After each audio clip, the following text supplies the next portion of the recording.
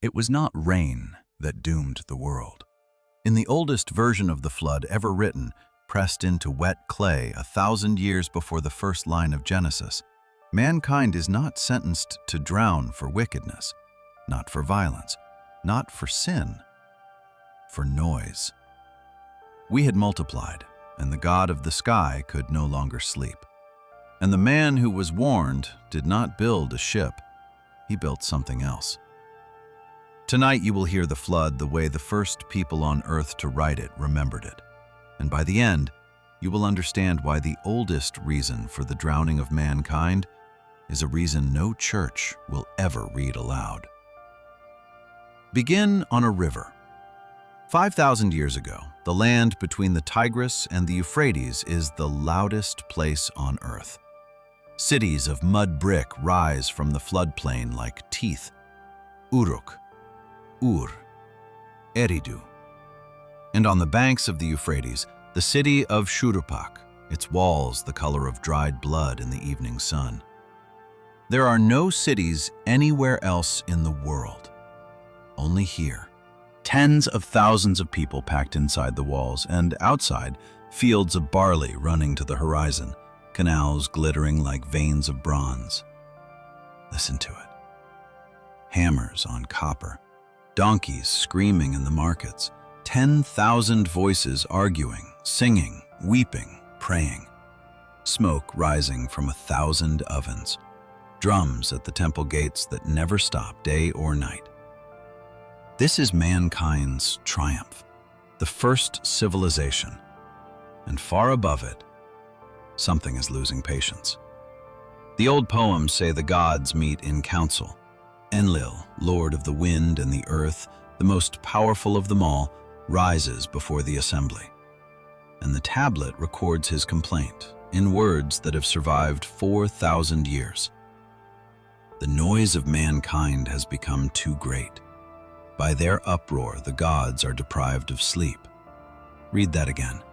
Not their cruelty, not their corruption, their uproar. The gods had made human beings to do their labor, to dig the canals and raise the food, and the humans had done it. They had done it too well. They had multiplied like reeds in the marsh, and the sound of their living, their working, their breeding, their being rose up to heaven like smoke that would not clear. So the gods try to thin them. The texts say it plainly. First, a plague. The people sicken, the people die, the noise dims. Then it grows back. Then a drought. The rains stop, the canals crack, the fields turn to dust. The noise dims. It grows back. Famine. The tablets describe families eating the unthinkable behind barred doors. The noise dims. It grows back. And so Enlil stands before the assembly of heaven one final time, and he proposes the end. Not a pruning, an erasure. A flood to sweep the breathing world off the face of the earth, every city, every field, every child, until the silence is total and permanent. And he makes every god present swear an oath. No one will warn mankind. No one. Every god swears. But one of them swears with his fingers crossed against eternity. His name is Enki, god of the deep water, god of cleverness, the god who first shaped human beings from clay and blood. He cannot speak the warning to a man. He swore. But the oath said nothing about speaking to a house. In the city of Shuruppak lives a man the oldest tablets call Ziusudra. Later poems will call him Atrahasis, exceedingly wise. Later still, Utnapishtim. A king, a priest, a servant of Enki. And one night, this man hears a voice that seems to come from the wall of his own reed house. The voice does not address him. It addresses the wall. The tablet preserves the words. Wall, listen to me. Reed wall, pay attention. Tear down your house and build a boat. abandon your possessions, and save your life." Then the voice tells him what kind of boat. And this is the moment everything you think you know about the Ark dissolves. There is no long, pointed ship with a high prow. The instructions, recorded on a tablet nearly 4,000 years old, describe a circle. A giant coracle, the round basket boats that fishermen still float on the rivers of Iraq today, but swollen to the size of nightmare. Walls of woven rope, palm fiber braided thick as a man's arm, miles and miles of it coiled into a great ring 200 feet across. Ribs of wood, and every surface, inside and out, painted black with bitumen, the tar that seeps from the ground in that country, sealed and sealed again until the vessel is one floating drop of darkness. His neighbors gather to watch. They ask what he is building. The poems say Enki even teaches him the lie to tell them, a riddle with two meanings. He says Enlil hates him, and so he must leave the land and go down to live with his lord in the deep water. The people of Shuruppak hear a man going into exile. He is telling them the truth. They will all go down to the deep water. The animals come aboard, and on the clay, in a Babylonian scribe's neat, wedge-shaped strokes, stands a phrase that should not be there, a phrase you were taught belonged only to the Bible. The animals entered 2 by 2. 1,000 years before Genesis, 2 by 2, the sky changes color. The texts say a black cloud rises from the horizon, and inside it rides the storm god, and before it run the heralds of destruction over hill and plain. Ziusudra loads his family, his craftsmen, his silver, his seed grain. He stands at the hatch and looks at his city one last time. Then he seals the door with tar from the inside. And the world ends. Not slowly. The poems insist on this. The flood comes like an army. The dikes burst, the canals rise out of their beds, the storm tears the land like a pot dropped on stone. The tablet says no one could see anyone else. People could not be recognized in the destruction. The water climbs the walls of Shuruppak, climbs the temple platform, climbs the sky. And then the poets record something almost no other ancient text dares to record. The gods are afraid. They had ordered this, and now, watching it, they break. The tablet says the gods were frightened by the flood and retreated, climbing up to the highest heaven, and there they cowered like dogs, crouched against the outer wall. Like dogs. The goddess who helped make mankind screams in the assembly. The text gives her words. How could I command this evil? I gave birth to my people, and now they fill the sea like fish. The gods of heaven, weeping, pressed against a wall, listening to the world drown. For 6 days and 7 nights, the storm flattens the land. Inside the black circle of rope and tar, in total darkness, a handful of human beings and a cargo of terrified animals pitch and spin on a sea with no shores. On the 7th day, the storm exhausts itself. Silence. Ziusudra opens the hatch, and the light falls on his face, and he kneels. The tablet says he looked at the world, and all was silence, and all of mankind had turned to clay. The water stretches flat as a roof in every direction. Somewhere beneath it lie the cities. The boat drifts until it snags on the peak of a mountain the poems call Nimush, the only stone above the waterline of the world. 7 days it holds there. Then the man releases a dove. She finds no perch and returns. A swallow. She returns. Then a raven. The raven sees the waters receding, finds carrion, eats, circles. The raven does not come back. The survivor steps out onto the wet stone of the mountain and does the only thing left to do. He builds a fire and burns an offering. sweet cane and cedar and myrtle, and the smoke goes up into a sky emptied of mankind.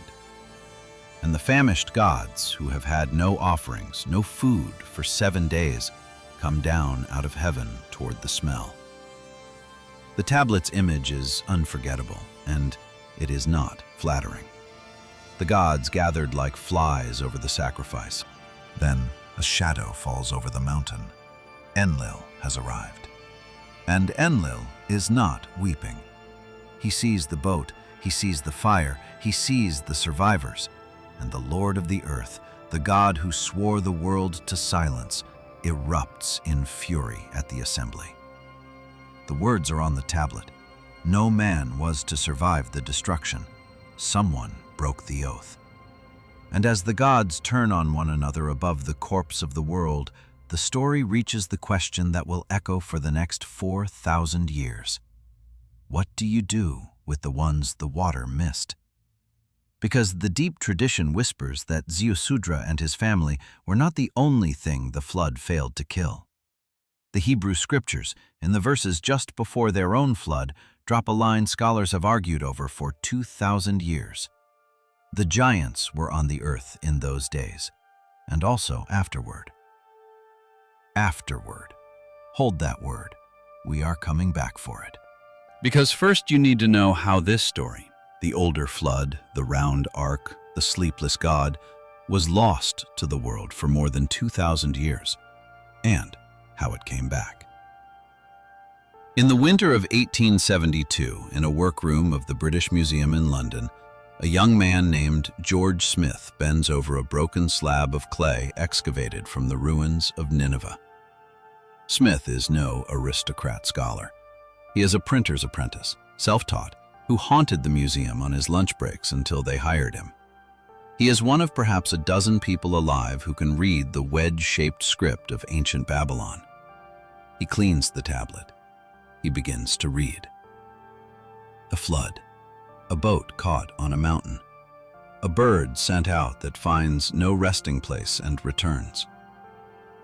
George Smith is reading the story of Noah on a pagan tablet written centuries before the Hebrew Bible reached the form we know. And contemporary accounts say that he stood up, announced he was the first man to read this text after 2,000 years of oblivion, set the tablet on the table, and began tearing off his own clothes in front of his colleagues. The respectable Victorian world convulsed. Newspapers fought over it, because the implication sat on the table in baked clay where anyone could weigh it. The flood had a paper trail, and the trail ran backward, out of the Bible, into deep time. Scholars followed it down. The tablet Smith read belonged to the Epic of Gilgamesh, copied around the 7th century before Christ, but composed far earlier, where the flood survivor Utnapishtim tells his story to a grieving king. Beneath that lay an older poem, the Epic of Atrahasis, written down around 1700 BC, the version with the noise, the sleepless Enlil, the plagues sent to thin mankind. And beneath that, the oldest layer of all, a shattered Sumerian fragment naming Ziusudra of Shuruppak, the original survivor, his story already ancient when Babylon copied it.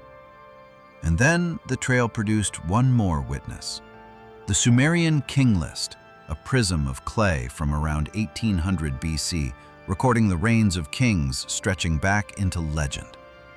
Partway down the list, between one dynasty and the next, the scribes inscribed a dividing line, 5 words long. Then the flood swept over. To the people of that river plain, the flood was not a parable. It was a date. There was before and there was after. But the strangest chapter was still waiting. In 1985, a man walked into the British Museum carrying a tablet his father had picked up in the Middle East after the Second World War. He showed it to a curator named Irving Finkel, one of the few living readers of cuneiform. Finkel saw the opening lines, "Wall, read wall," and his heart began to pound. But the owner put the tablet back in his bag and left. It took decades before Finkel held it again long enough to read all 60 lines. When he did, he found a set of construction documents, specifications, quantities, materials for the Ark. The rope measured, the bitumen measured, the shape stated without ambiguity. A circle roughly 230 feet across. And on that tablet, the animals entering 2 by 2. Every ark ever painted, every children's book, every film shows a ship. The oldest blueprint on Earth shows a ring of black rope, built not to sail anywhere because there was nowhere left to go, but simply to float, to outlast. So the story is older than Scripture. Is it older than story itself? Did anything actually happen on those rivers? In the 1920s, archaeologists digging the ruins of Ur sank a shaft down through layer after layer of human habitation, and then the artifacts stopped. They had hit clean, silt-laid clay, 10 feet of it, dropped by water. Beneath it, human settlement began again. Similar flood layers turned up at other cities, including Shuruppak itself, Ziusudra's own city, dating to roughly 2900 BC. The deposits do not all match one single event, and no flood ever covered the whole Earth. But on that flat plain between 2 violent rivers, a catastrophic flood would have drowned the entire known world of the people living there, horizon to horizon, kingdom to kingdom. For them, the world did end, and the survivors wrote it down and kept writing it down for 2,000 years. Which brings us back to the word we left hanging on the mountain: afterward. The book of Deuteronomy preserves a strange, cold detail about a king named Og of Bashan, defeated by Israel east of the Jordan. The text calls him the last remnant of the Rephaim, the giants, and then pauses to record the dimensions of his iron bed: 9 cubits long, roughly 13 feet. And the ancient rabbis, reading their scriptures closely, asked an obvious question. If the flood killed everything, where did the last giant come from? The Talmud preserves their answer, and let us be precise here, this is rabbinic legend, written long after the Bible, not the Bible itself. The sages taught that Og escaped the deluge. One tradition says he survived by clinging to the side of the ark itself, riding out the drowning of the world with his fingers locked on the hull while the water that was sent to erase his kind churned beneath him. A legend, clearly labeled. But notice what the legend is doing. It is answering the same fear the Babylonian gods felt on that mountain, the fear inside the word afterward, the fear that the flood missed something. And now ask the question this whole story has been circling. Whose flood is it? When the scribes of Judah finally wrote Genesis into the form we have, many scholars believe they did it in Babylon, in exile, in the very land where the older flood had been copied in schoolrooms for over 1,000 years. Their version follows the ancient pattern beat for beat. The warning, the vessel sealed with pitch, the animals, the mountain, the birds, the sacrifice, and the god drawn to its smell. But where the versions differ, they differ like night and day. And here, at last, is the answer promised at the beginning. In Genesis, mankind drowns for moral evil. The earth was filled with violence, and a just God grieved and judged. However terrifying, the flood means something. It is justice. In the oldest version, mankind drowns for being inconvenient, for noise, for the crime of thriving. The gods do not grieve before the flood, they grieve during it, cowering like dogs at their own decision, and afterward they do not hang a rainbow. The old poem says they imposed a settlement on the survivors, so that mankind could never grow so loud again. Barrenness, for some women, decreed forever. A demon appointed to snatch infants from their mothers. Death itself, woven into us by design. Population control, written into the human condition by frightened gods. That is the version no church will ever read aloud. Not because it is obscene, because it is meaningless. It offers a universe where the destruction of the world requires no sin, only a God who wants quiet. The Genesis writers, whoever they were, stared into that older, colder story and rewrote its heart. They kept the water. They changed the why. So stand where Ziusudra stood, at the reed wall, with the warning still ringing in the dark. You know the water is coming. You have a door and tar to seal it, and a city full of neighbors outside. What do you owe the noise of the world? Would you have warned them? Would anyone have believed you? Tell me what you would have done. Here is what we know. Something happened on those rivers. The mud at Shuruppak remembers it, and every kingdom on that plain for 2,000 years before Moses refused to let the story die, copying it onto clay in a script designed to outlast empires. The flood belongs to no single faith and no single people. It belongs to everyone who ever rebuilt on a floodplain and could not forget why the old city lay buried beneath 10 feet of silt. The water came to erase the world. The clay remembers what the water tried to erase. But the clay remembers one thing more.